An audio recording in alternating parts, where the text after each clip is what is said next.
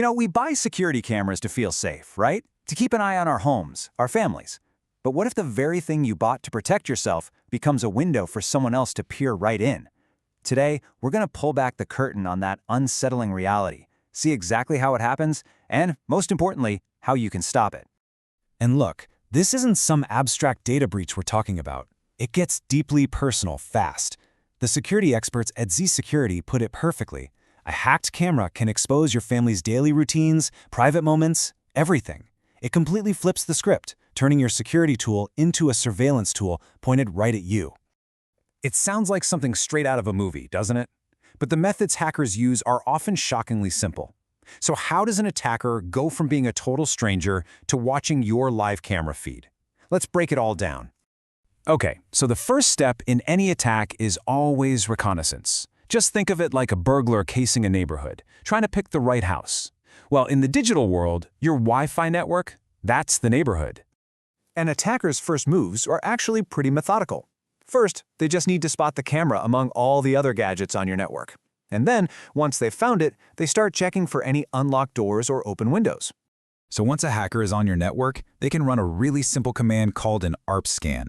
This thing acts like a digital roll call, and it lists every single connected device, your phone, your laptop, and, yep, your security camera. But here's the kicker. This scan often reveals the manufacturer of the device. In this case, it's QC. And for an attacker, that little piece of information is pure gold. All right, with the camera's address in hand, the next step is to probe it for weaknesses. A tool called Nmap scans the device for open ports. You can just think of these as digital doorways. And look what it finds. Port 85, which is for web access, and port 554, which handles the live video stream. The house has been found, and now the attacker is literally checking the doors and windows. And now we get to the break-in itself. You're probably picturing some complex code, maybe some high-tech software, right? But the most common way in is so much simpler. It's basically the digital version of leaving your front door key right under the doormat. So by typing the camera's IP address and that port number, port 85, into a web browser, the attacker is greeted with this, a login page. To most of us, this looks like a pretty solid barrier. It's asking for a username and password. Seems secure, right? So, what's next? Do they launch some massive attack trying thousands of password combinations? Do they exploit some obscure software bug? This feels like the part where the serious, high-level hacking is supposed to start. Yeah, not even close. The reality is almost laughably low-tech. Before trying anything fancy, an attacker just the easiest thing imaginable. They just Google the manufacturer's name, QC, followed by default password, and right there, that's the whole problem.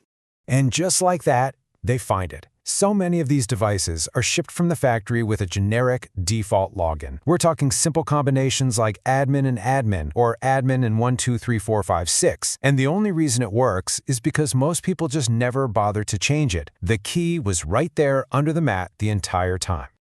Once that password goes through, it's game over. The attacker isn't an outsider anymore. Now they're an administrator with the exact same level of control as you, the owner. So what can they do? Well, pretty much anything they want. It's a complete takeover. With full admin access through that web portal, the damage can be huge. An attacker can secretly start sending all your video recordings to their own server. They can change network settings to make your camera visible to the entire internet. And if your camera has a microphone, they can listen in on every single conversation. They own that device now. But that's not the only way in. Remember that other open port we saw, 554? Well, it uses something called RTSP, or Real-Time Streaming Protocol. All you need to know is that this is the technology that delivers the actual live video feed from the camera. Now, here's the really scary part. An attacker doesn't need any special hacking tools for this. They can just open up a free, super common program like VLC Media Player, plug in the camera stream address, and when it asks for a password, they use the exact same default login, admin and admin. So let's just quickly recap. We've got two different ways an attacker can get in. Going through the web portal on port 85 gives them total control over the whole system. But accessing the RTSP stream on port 554 is way more subtle. It gives them a secret live window into your home, letting them watch and listen without you ever knowing they're there. Okay, so after seeing how incredibly easy this can be, the big question is, how do I stop this from happening to me? Well, the good news is the defense is just as simple as the attack. It really all boils down to two fundamental rules. First, and this is the big one, the moment you take a new device out of the box, always change the default username and password. That one single step would have shut down this entire attack before it even started. And second, try to buy from reputable brands known for good security, because they're way less likely to use these weak universal passwords. So, in the end, it all comes down to this one simple question. We all remember to lock our actual front doors when we leave the house. But in our connected world, it's just as crucial to make sure we've locked our digital ones too.